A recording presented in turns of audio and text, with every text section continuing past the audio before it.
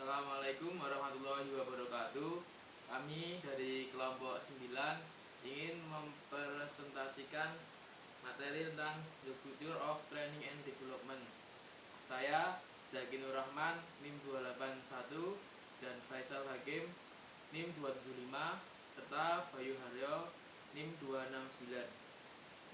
Pertama ada pengantar, yaitu pelatihan untuk keberlanjutan. Banyak perusahaan mulai menggunakan pelatihan untuk membantu memenuhi tujuan keberlanjutan. Hal ini berkaitan dengan peningkatan penekanan pada analisis kerja dan proses pembelajaran untuk peningkatan bisnis, salah satu dari tren pelatihan di masa depan.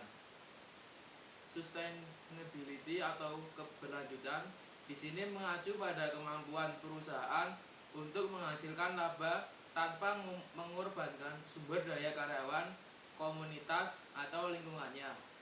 Selanjutnya ada tren masa depan yang akan mempengaruhi pelatihan. Peningkatan penggunaan teknologi baru untuk delivery pelatihan.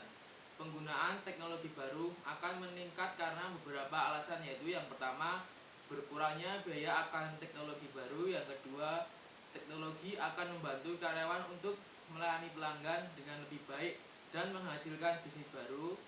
Selanjutnya ada dapat mengurangi biaya pelatihan. Lalu untuk membantu pelatih mengembangkan fitur-fitur yang diinginkan dari lingkungan belajar. Dan yang terakhir ada pelatihan dapat disampaikan di mana saja dan kapan saja. Selanjutnya ada peningkatan permintaan pelatihan untuk pengaturan pekerjaan virtual.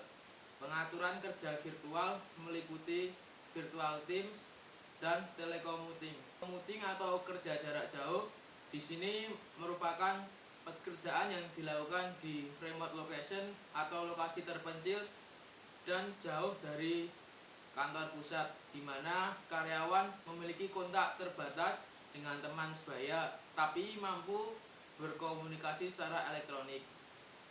Di sini lokasi, struktur organisasi, dan hubungan kerja bukan merupakan faktor pembatas dalam pengaturan kerja virtual.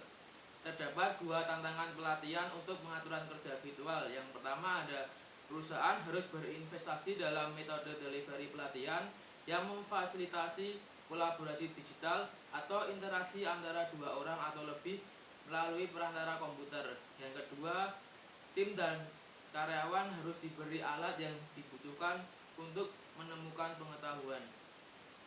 Saya Bayu Haryo Prabowo. Di sini saya akan melanjutkan presentasi yang disampaikan oleh Saudara Yaki, yaitu peningkatan penekanan pada kecepatan dalam desain, fokus pada konten, dan penggunaan berbagai metode delivery. Desain instruksional cepat atau Rapid Instructional Design atau RID adalah sekelompok teknik yang memungkinkan pelatihan dibangun lebih cepat. Dua prinsip penting dalam RID yaitu yang pertama, konten dan proses pembelajaran dapat dikembangkan secara independen satu sama lain. Yang kedua, sumber daya yang dikhususkan untuk desain dan penyampaian instruksi dapat dialokasikan kembali sebagaimana mestinya. Selanjutnya, peningkatan penekanan pada menangkap dan berbagai modal intelektual. Berbagai pengetahuan dan berkontribusi pada modal intelektual perusahaan akan menjadi lebih umum karena teknologi jaringan sosial kolaboratif dan perangkat menjadikan ini lebih mudah untuk diimplementasikan. Yang kedua, munculnya tutor cerdas dan teknologi pembelajaran on demand akan membuat koneksi ke informasi lebih cepat, lebih mutakhir dan akurat, dan juga lebih mudah disesuaikan dengan kebutuhan dan pekerjaan karyawan. Kemudian, meningkatnya penggunaan teknologi baru untuk memberikan pelatihan berarti bahwa pelatih harus paham tentang teknologi. Kemudian, peningkatan penggunaan dukungan kinerja sejati atau True Performance Support. Di sini perusahaan berpindah dari courseware dan kelas sebagai metode peningkatan kinerja dan sebagai gantinya mengadopsi dukungan kinerja sejati yang tersedia selama proses kerja. Kemudian embedded learning atau pembelajaran tersemat mengacu pada pembelajaran yang terjadi pada pekerjaan sesuai kebutuhan. Yang pertama, melibatkan teknologi kolaborasi dan non-pembelajaran. Yang kedua, terintegrasi dengan manajemen pengetahuan. Kemudian, melalui kolaborasi, software dapat digunakan untuk membangun basis pengetahuan atau sistem ahli yang tersedia untuk semua karyawan. Teknologi yang tersedia untuk kolaborasi mencakup pertama, perangkat lunak kelas virtual yang memfasilitasi pembelajaran jauh dengan memungkinkan peserta pelatihan untuk bertemu bersama dan mengadakan percakapan. Yang kedua, alat asinkron seperti papan diskusi. Selanjutnya, ada penekanan pada analisis kinerja dan pembelajaran untuk peningkatan bisnis. Di sini Departemen Pelatihan harus mengalihkan fokus dari pelatihan sebagai solusi untuk masalah bisnis ke pendekatan analisis kinerja. Pendekatan analisis kinerja melibatkan dan mengidentifikasi kesenjangan atau kekurangan kinerja dan memeriksa pelatihan sebagai salah satu solusi yang mungkin untuk unit bisnis. Kemudian ada 3 cara yang perlu dilibatkan oleh Departemen Pelatihan. Yang pertama, fokus pada intervensi terkait dengan peningkatan kinerja. Kemudian yang kedua, menyediakan dukungan untuk sistem kerja kinerja tinggi. Yang ketiga, mengembangkan sistem untuk administrasi pelatihan, pengembangan dan delivery yang mengurangi biaya dan meningkatkan akses karyawan untuk belajar.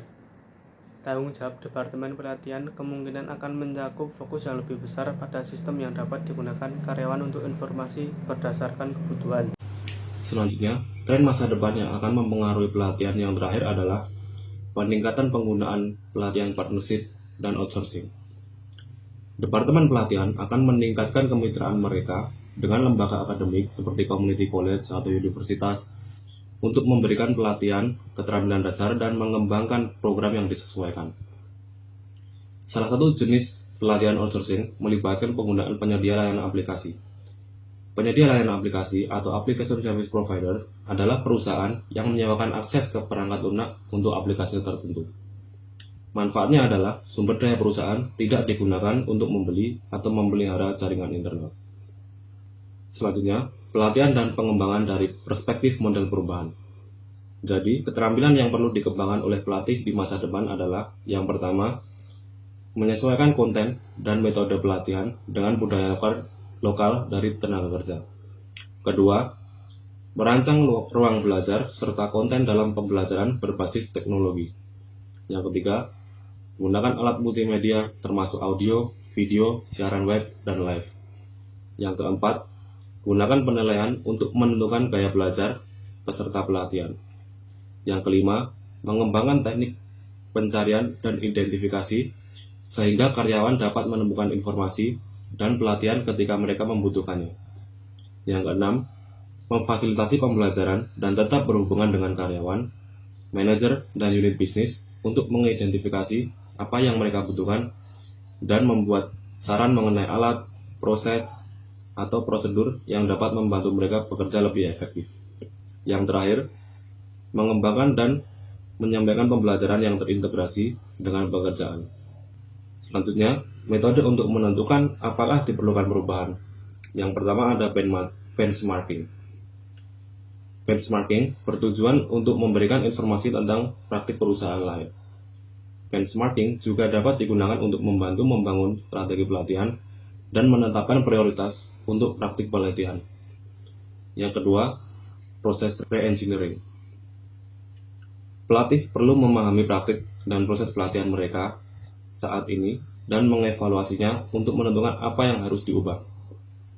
Rekayasa ulang proses ini atau proses re-engineering memberikan informasi tentang efektivitas dan efisiensi sistem pelatihan dalam perusahaan.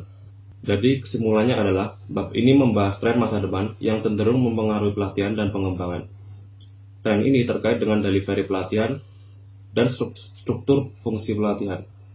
Pelatih akan diminta untuk merancang konten yang fokus dengan lebih cepat untuk memberikan pelatihan menggunakan berbagai metode.